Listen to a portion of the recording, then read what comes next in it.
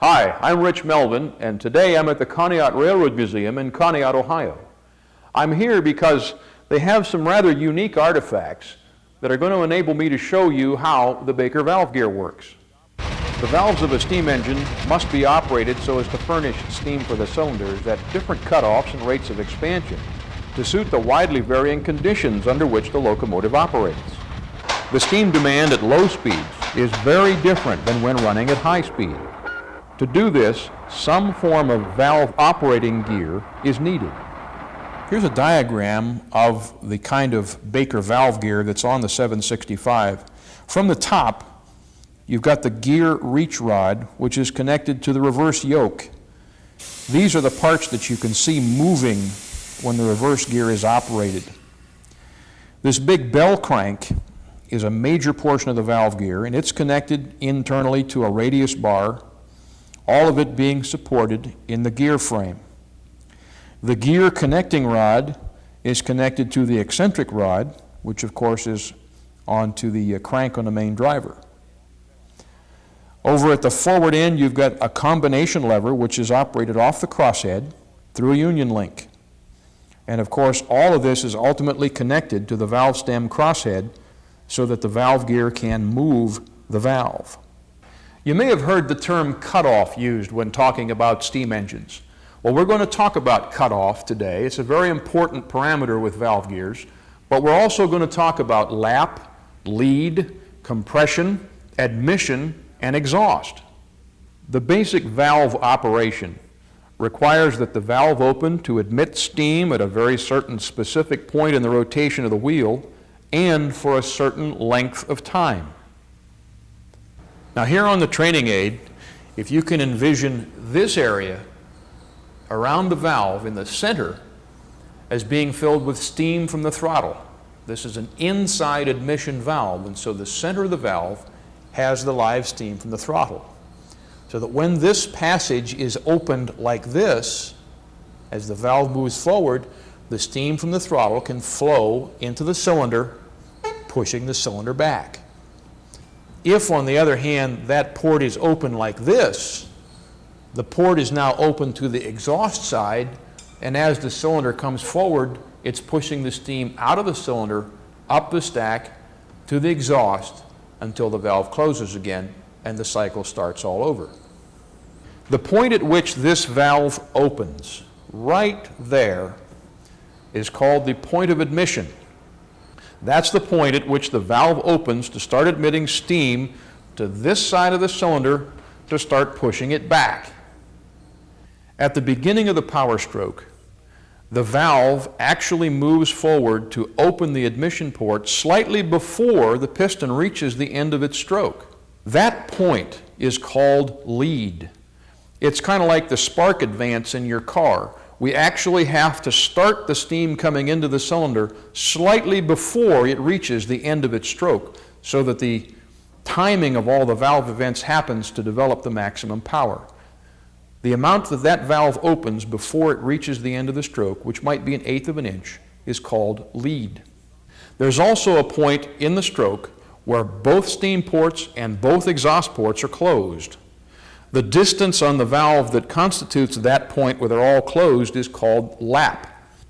There is steam lap on the admission side of the valve and exhaust lap on the exhaust side of the valve. The purpose of lap is to allow the steam to work expansively. Now let's talk about cutoff. We can show how cutoff works very easily on this training aid. I'm going to position the reverser in full forward gear. And as I turn this, the valve is opened, and I'm going to look very carefully to see when it closes. Right there. Cutoff is expressed in percentage, and all it means is how much of the full cylinder stroke did the piston make before the steam was cut off. In this case, I'm just going to guess it by eye, but that looks like about 80% cutoff. That cutoff would be used when starting a heavy train going very, very slowly when starting out. Now I'm going to adjust the cutoff to a shorter stroke, such as would be used at higher speeds. You do that by moving the reverse lever in the cab. You may remember, if you saw OGR Volume 1, that Tom Stevens demonstrated how that reverse lever is moved in the cab. We can do the same thing here by moving the reverse lever on the training aid. It functions exactly like the real one does on a locomotive. Now, with the reverse gear set at a shorter cutoff, I'm going to watch to see when that steam port closes, and it happens right there. My eyeball can tell me that that's just about 50% cutoff. In other words, with the reverse set up closer to center, the steam was cut off when the piston had completed only 50% of its stroke. In the 765, at high speeds, say 60 miles an hour or more, steam is cut off about there at 25% of the stroke. The reason the cutoff is variable goes back to what I said at the beginning about the locomotive having to operate over a wide range of speeds and conditions. When an engineer is starting a heavy train from a dead stop, he needs to have a long push on the piston as it starts its stroke, because everything is moving very slowly. There's no momentum, there's no inertia to keep everything moving. As an engine picks up speed, the locomotive engineer would shorten the cutoff by moving the reverse lever progressively back closer to the center to shorten the stroke. The reason he would do this is to take advantage of the expansive property of steam. If the valve is only open to admit steam to the cylinder for 25% of the stroke and then cuts it off, that means that the power developed in that cylinder for the other 75% of the stroke is done through the expansive property of steam, the energy that was put into that steam by heating the water and generating it in the first place. It also cuts down the amount of water and the amount of coal and the amount of stress on the running gear that can be caused by trying to work too much steam. Now remember that what we've been talking about, all these valve events, happen in both directions. It's a double acting engine. The piston gets pushed both directions. Another function of the valve gear, and a very important one, is to be able to reverse the valve events so that the engine can back up. That's done by moving the reverse lever. Now you notice that right now this pivot point is ahead of this one. As the reverser is brought back and put on center, the point at which this one, and this one all line up is the point where the gear is on center. Come back this far, and now you see that this pivot point is behind this one. There's forward gear, there's reverse gear. By changing that relationship, it reverses the valve events. Let's see how that works up on the cylinder. Here we've got the reverser in forward gear, and as the wheel turns forward, you notice the steam port's open to put pressure on this side of the cylinder, thus turning the wheels in a forward direction. Now, what happens if we put the reverser in reverse? Now, if the wheel is turning backwards, once again, the port is open to put pressure on this side of the cylinder, except now we're going backwards. If you tried to move it forward at this point with it in reverse, watch what happens with the valve. It opens the exhaust port. See the yellow exhaust port showing through there? Moving it forward with the gear in reverse opens the exhaust port, as opposed to opening the steam port with it in forward gear.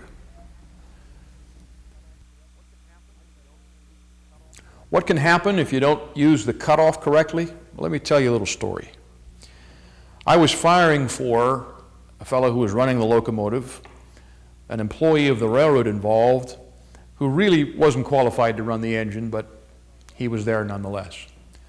We started out of town, and as our speed began to increase, I noticed that I was really having to crowd the fire and run the water pump real hard to keep up with him. We had about 30 cars of freight, and we were on level track, but the engine was just making all kinds of noise. We got to about 25 miles an hour, throttle wide open, and he hollered over at me that he was disappointed with the amount of power the engine had because we had sort of hung at 25, wouldn't go any faster, and the engine was just beating itself to death. I went over and looked, and he still had the reverser all the way down in the corner at 25 miles an hour with the throttle wide open. The engine was literally fighting itself to try to run. I reached over, brought the reverser up about halfway, and immediately the engine quieted down, smoothed out, and we began to accelerate, and very quickly we're at 50 miles per hour. The engine was literally fighting itself because it was trying to use too much steam. At the other end of the spectrum is a baseball trip that we ran for the C.P. Huntington chapter a couple of years ago. Here was a unique situation. We were authorized to run 60 and had a fairly long train, a fairly heavy train, that allowed me to work a heavy throttle all the time. As we approached 60 miles an hour, the reverser was almost up on center. And in fact, when we got to 60, I could leave the throttle alone and just bring the reverse up against the little block there, which represents about 23% cutoff. And the engine would just ride along smooth as could be at 60. As we came to a slight little increase in grade, all I had to do was run that reverse ahead one notch, and the engine would come alive, develop a little more power, allow us to get over that little hump and maintain our 60, get over the other side and bring it back that one notch. You could literally control the amount of power the engine was developing by changing that reverse by one notch. Well, I know that was a pretty fast run through of the valve gear, but I hope now you have a little clearer understanding of how it works and how it's used.